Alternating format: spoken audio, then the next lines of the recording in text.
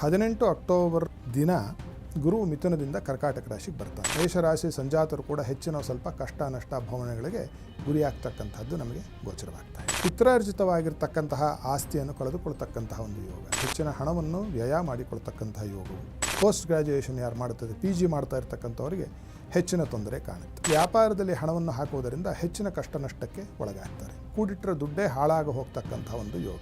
ಹೆಂಡತಿಯ ಮುಖೇನ ಗಂಡನ ಮುಖೇನ ಹೆಚ್ಚಿನ ಸಂಕಷ್ಟಗಳು, ಕಷ್ಟ ಪರಂಪರೆಗಳು ಮತ್ತು ನಷ್ಟ, ಲಾಭಹಾನಿ ಆಗುವ ಒಂದು ಸೂಚನೆ. ಗುರುವು ರಜತ ಪಾದದಲ್ಲಿ ಸಂಚಾರ ಮಾಡ್ತಾ ಇರ್ತಾನೆ. ಅಂತಹ ಪೂರ್ಣ ಒಳ್ಳೆಯದಲ್ಲ ಅಂತ ಹೇಳ್ಬೋದು.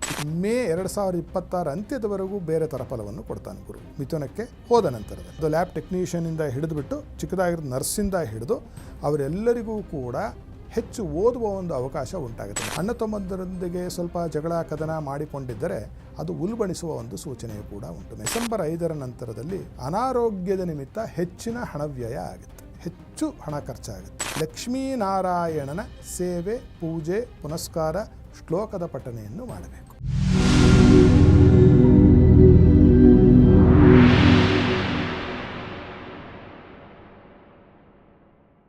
ನಮಸ್ಕಾರ ವೀಕ್ಷಕರೇ, ಟಿವಿ ವಿಕ್ರಮ ಹಂಸಧ್ವನಿ ಕಾರ್ಯಕ್ರಮಕ್ಕೆ ಸ್ವಾಗತ. ನಾನು ಶ್ವೇತಾ.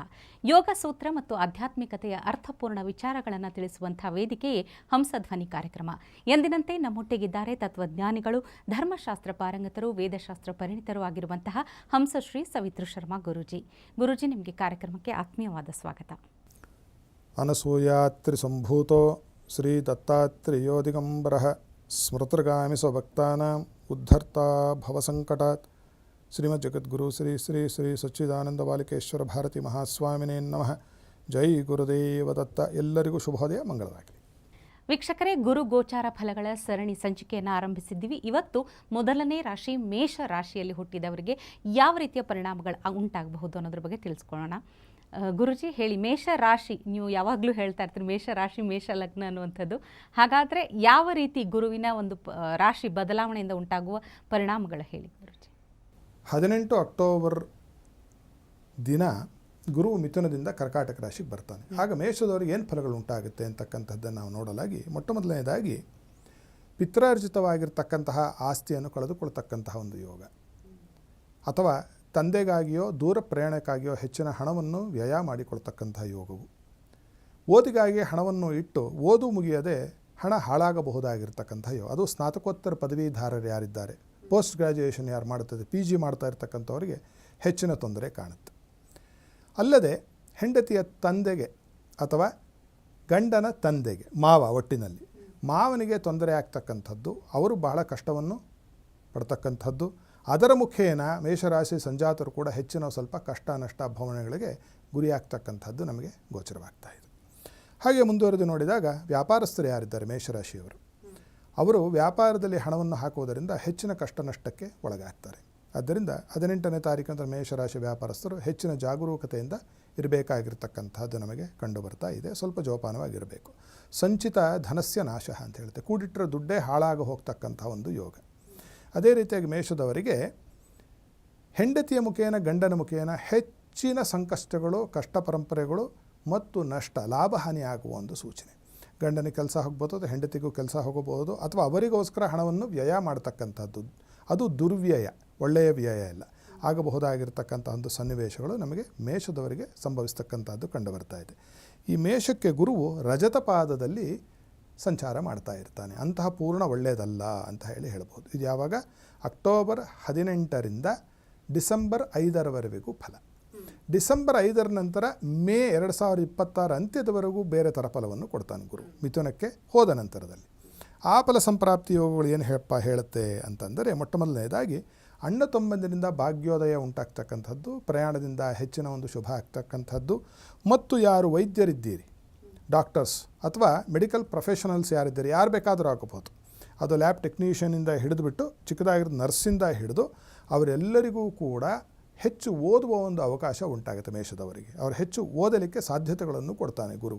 ಆದ್ದರಿಂದ ಅಂತಹ ಓದನ್ನು ಓದ್ತಕ್ಕಂಥದ್ದು ಹೆಚ್ಚಿನ ಶುಭ ಮತ್ತು ಹೆಚ್ಚಿನ ಲಾಭ ಉಂಟಾಗ್ತಕ್ಕಂಥದ್ದು ನಮಗೆ ಯಾರಿಗೆ? ಮೇಷರಾಶಿಯವರಿಗೆ ನಮಗೆ ಕಂಡು ಬರ್ತಾ ಇದೆ. ಹಾಗೆ ಮುಂದುವರೆದು ನಾವು ನೋಡಲಾಗಿ ಅಣ್ಣ ತಮ್ಮಂದರೊಂದಿಗೆ ಸ್ವಲ್ಪ ಜಗಳ ಕದನ ಮಾಡಿಕೊಂಡಿದ್ದರೆ ಅದು ಉಲ್ಬಣಿಸುವ ಒಂದು ಸೂಚನೆಯೂ ಕೂಡ ಉಂಟು ಮೇಷದವರಿಗೆ. ಅಣ್ಣ ತಮ್ಮಂದಿರ ಮುಖೇನ ಅವರಿಗೆ ಕಷ್ಟ ನಷ್ಟ ಅಕ್ಕ ತಂಗಿಯರು ಕೂಡ ಹೌದು. ಅದೇನು ಹೇಳುತ್ತೆ ಅಂತಂದರೆ ಜ್ಞಾತೀನಾಂ ದ್ವೇಷ ಅಂತ ಹೇಳೋದು. ಜ್ಞಾತಿಗಳು ಅಂದರೆ ಅಣ್ಣ ತಮ್ಮಂದರು, ದೊಡ್ಡ ಚಿಕ್ಕಪ್ಪನ ಮಕ್ಕಳು, ಚಿಕ್ಕಪ್ಪನ ಮಕ್ಕಳು, ಇವರ ಜೊತೆಯಲ್ಲಿ ಸ್ವಲ್ಪ ಮನಸ್ಸಿಗೆ ಖೇದವು ಮತ್ತು ಮನಸ್ತಾಪಗಳು ಉಂಟಾಗ್ತಕ್ಕಂತಹ ಒಂದು ಯೋಗವು ಕಂಡುಬರುತ್ತೆ. ಅಲ್ಲದೆ ಈ ಮೇಷದವರಿಗೆ ಡಿಸೆಂಬರ್ 5ರ ನಂತರದಲ್ಲಿ ಅನಾರೋಗ್ಯದ ನಿಮಿತ್ತ ಹೆಚ್ಚಿನ ಹಣವ್ಯಯ ಆಗುತ್ತೆ, ಹೆಚ್ಚು ಹಣ ಖರ್ಚಾಗುತ್ತೆ. ಆರೋಗ್ಯದ ಕಡೆ ಅವರ ಹೆಚ್ಚಿನ ಒಂದು ಗಮನವನ್ನು ಬಹಳ ತೀಕ್ಷ್ಣವಾಗಿ ಕೊಡಬೇಕು.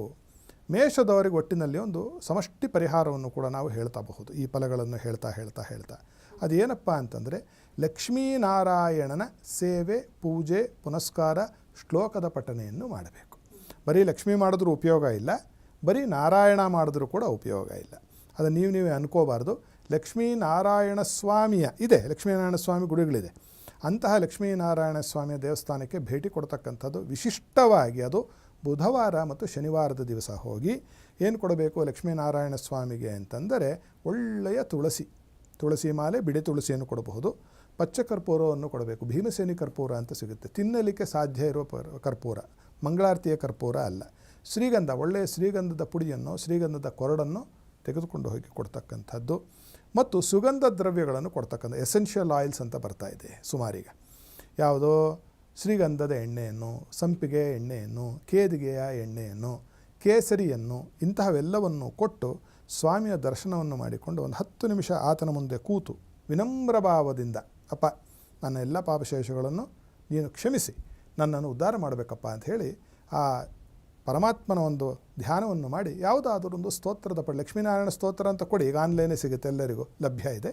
ಅದನ್ನು ಹೇಳಿಕೊಂಡು ಬರ್ತಕ್ಕಂಥದ್ದು ಮಾಡಿದ ಪಕ್ಷದಲ್ಲಿ ಮೇಷರಾಶಿಯವರಿಗೆ ಈಗ ಹೇಳಿದಂತಹ ಈ 2 ಕರ್ಕಾಟಕಕ್ಕೆ ಗುರು ಬಂದಾಗ ಮತ್ತು ಮಿಥುನಕ್ಕೆ ಆತ ಹೋಗಿ ಜೂನ್ವರೆವಿಗೂ 2026 ಜೂನ್ ಪ್ರಾರಂಭದವರೆವಿಗೂ ಸಂಭವಿಸಬಹುದಾಗಿರ್ತಕ್ಕಂತಹ ಎಲ್ಲ ಲೋಪದೋಷಗಳು ಕೂಡ ಪೂರ್ತಿ ಪರಿಹಾರ ಆಗಿ ಸುಖಿಗಳಾಗ್ತಾರೆ ಅಂತಕ್ಕಂಥದ್ದನ್ನು ನಾವು ಸ್ಪಷ್ಟವಾಗಿ ಹೇಳಬಹುದು.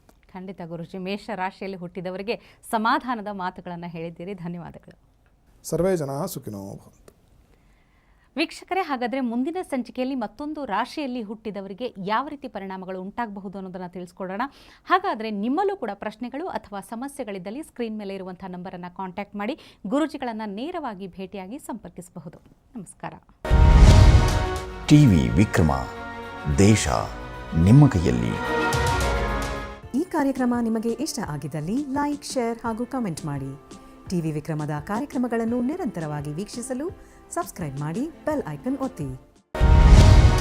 ಟಿವಿ ವಿಕ್ರಮ, ದೇಶ ನಿಮ್ಮ ಕೈಯಲ್ಲಿ.